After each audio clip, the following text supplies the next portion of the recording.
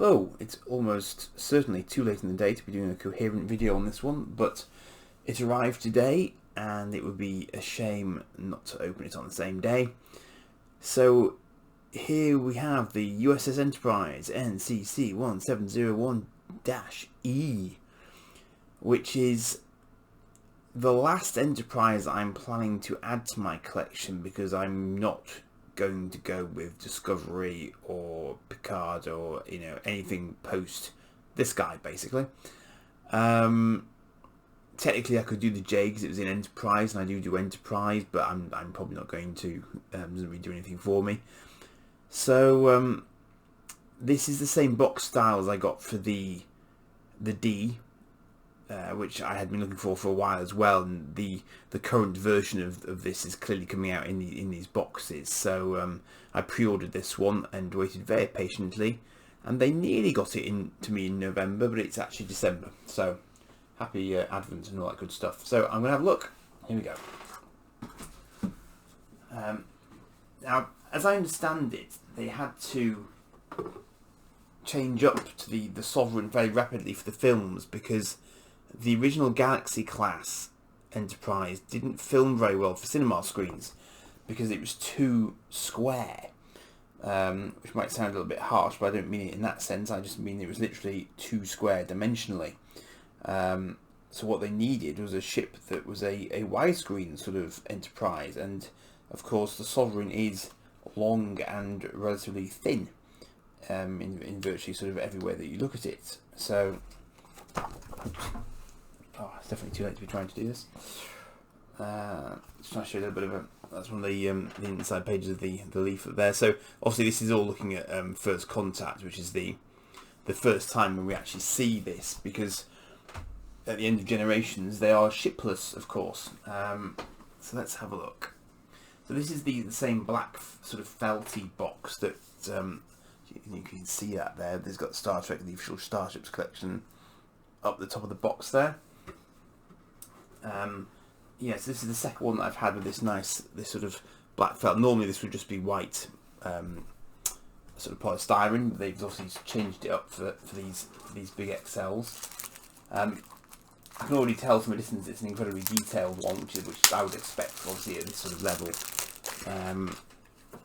Fairly standard stand. In fact, it's a oh no, it's still quite a dinky little stand actually. I thought it was going to be somewhat more substantial than that for this size, but they are so very good at figuring out their centres of gravity for this stuff. It's not really a major issue for them these days, I suppose. Get the stand right first time. So here we go. Here she is. Oh, she's heavy, which is always a nice sign. And she is incredibly svelte. At some point I will probably do a video on just how sort of well, they're not in scale to anything other than themselves basically. Even then they're not in scale to each other, the Eaglemoss ships, but it'll be interesting to see how the various Enterprises actually end up looking, because the Enterprise C is bigger than the Enterprise D in terms of its saucer section, which probably isn't right in tech spec terms. So here we have the Sovereign, and as you can see, it's much sleeker than the D was. It's a good weight to it. This is all metallic here. That's heavy at the front. Nacelles, bit plasticky. A little bit of give to them actually. More give than I would have thought. Just here, I don't really want to wobble that too much, but it's pretty. That's pretty wibbly wobbly for how much you're paying for these. It's not uncommon, I must admit. It's unusual for the nacelles to be metal, but it's always a little bit of a concern, I think, because at the end of the day they're the sort of things that you can knock quite easily. But you can see the detailing on it is nice. It's a good size compared to many of them. It's just ironic that obviously this being one of the biggest ships, it ends up being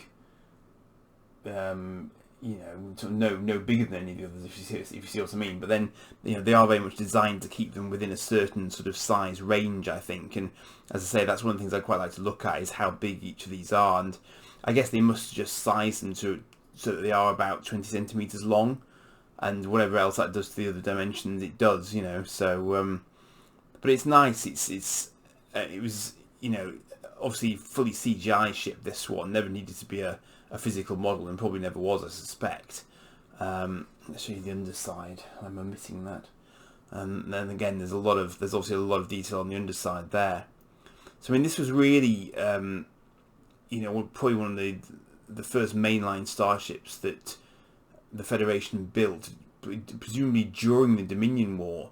So it's got, you know, it's fairly hardcore in terms of its defensive capabilities, and we see some nice action in Nemesis, where it's sort of shooting horizontal phasers out from all of the phaser strips here, and it's trying to sort of uncloak the scimitar by doing that, which is very, very logical. It made a lot of sense.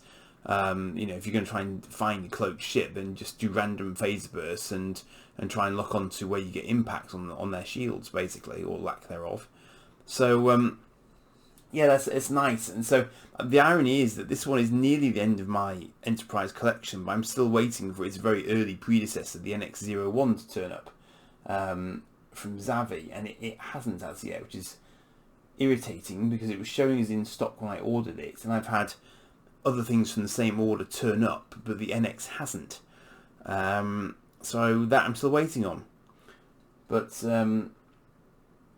yeah, I'm just sort of eyeballing it. I mean, some of it, I don't know. See that? See the shuttle bay at the back there, just here. Let's try and see if it will focus in on it. That just looks a little bit too kind of penciled in, if that makes sense. And these are a little bit too plasticky. I think there's too much of a run there to get away with that sort of blue. I know what they're going for, because obviously that the nacelles would normally be sort of lit up and translucent, and that's what they're going for. But it comes off a little bit cheap looking, because they've done that there, I think. Bit of a shame. But I mean, it's a good solid ship on the front of it. It'll display well. I'll get it on the stand. I'm going to guess that, as with most of them, if it's held just on the saucer section, it's a bit like Voyager, actually. That's it. So there she is. Well, it's slightly tentative about letting go of it initially, but so that will nicely round out my XL ship collection, as I say, apart from the very earliest NX, which is somewhat ironic, I suppose, that the first should come last, as they say. But that seems to be the case with this one. It's nice ship though, nice ship.